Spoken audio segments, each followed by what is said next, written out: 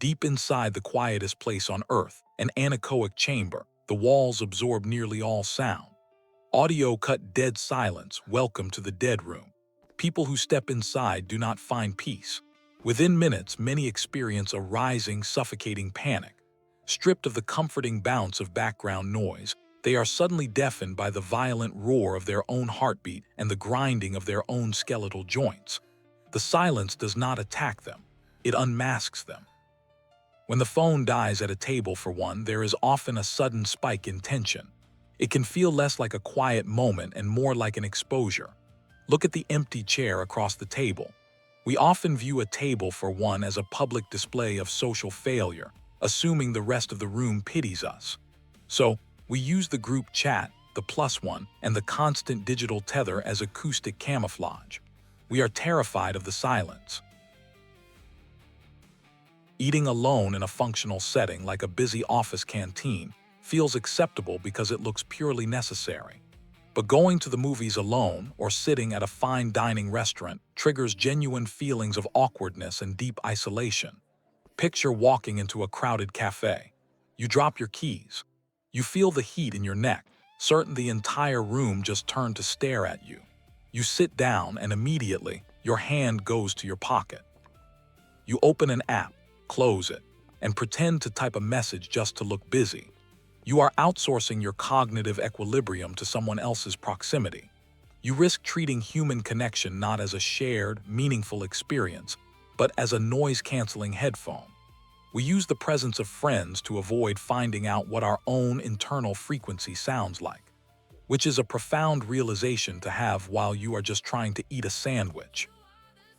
Think about the sheer exhaustion of texting 5 different people just to find someone to go to a museum with you.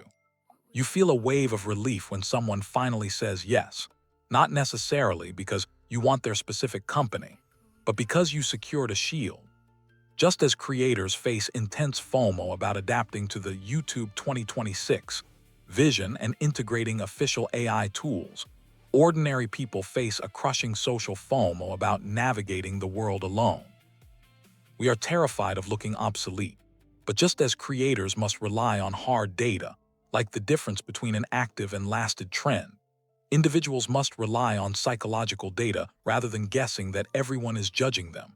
Society built this fear of the empty chair, but we are the ones maintaining it by rarely sitting in it.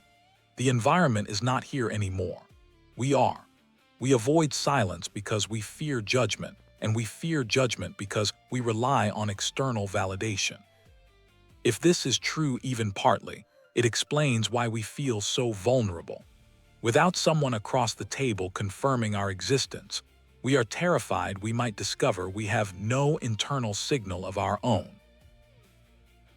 When we step into a public space alone, we feel a crushing pressure of strangers staring at us. It feels as though the entire room is auditing our social value.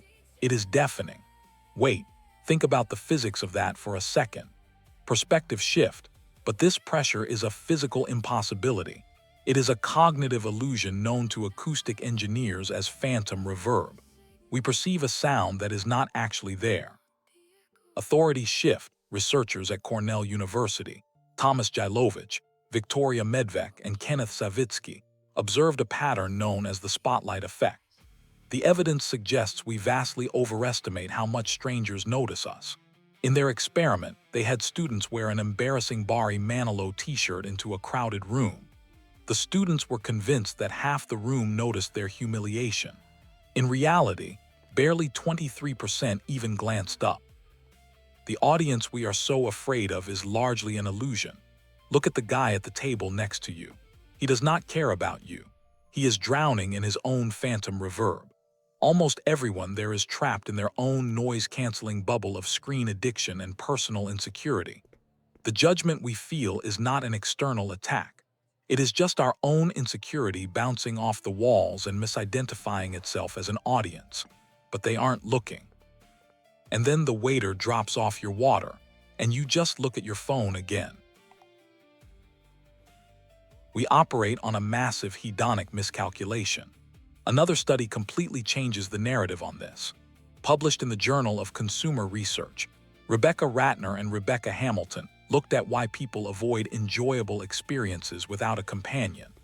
Their findings suggest people consistently predict they will be miserable going to a gallery alone. But when the researchers forced them to go out by themselves, the data showed they enjoyed the experience just as much as going with friends. The acoustic quality of the joy remains mathematically identical. The misery of being alone does not come from the activity itself. It is the anticipatory dread of entering the silence. We are suffering from the anticipation of an echo that never arrives. This brings us to a critical boundary between chronic loneliness and intentional solitude. The U.S. Surgeon General, Dr. Vivek Murthy, notes the mortality impact of chronic loneliness is equivalent to smoking 15 cigarettes a day. It is a public health crisis of deprivation, but intentional public solitude is the exact opposite. It is a proactive choice to build a psychological immune system. When we require an external echo to validate our leisure activities, it often points to us operating with an entirely external locus of control. We wait for other people to validate our schedule or make decisions for us. Richard Ryan and Edward Desai developed self-determination theory at the University of Rochester, highlighting that inner autonomy, the need to feel in control of our choices without relying on others, is a core psychological requirement. A solo date is not a lonely exile. It is a quiet reclamation of your own mind.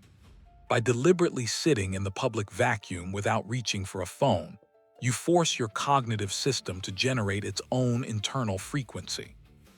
You demonstrate to yourself that your capacity for joy is structurally independent of the crowd's validation. In a world driven by making money, intentional solitude is required to rest. We work to earn, we earn to afford a brief window of rest, and we use that rest merely to recover strength for more work. If every moment of that rest is spent managing the perceptions of a +1, you are never actually resting. You are just working a different shift. Solitude is a necessary modern survival skill. It is how you recharge mental energy and prevent total burnout. It is the space where you stop managing how you are perceived and simply allow yourself to exist. Fourth wall break. So, the next time you sit down with a coffee alone, try leaving the phone in your pocket for just the first 2 minutes. You don't have to achieve total zen. You just have to let the initial wave of discomfort peak and pass, demonstrating to your cognitive system that the empty chair across from you isn't a threat. It is just an empty chair. You are the signal. What would you hear if you finally let the echo die?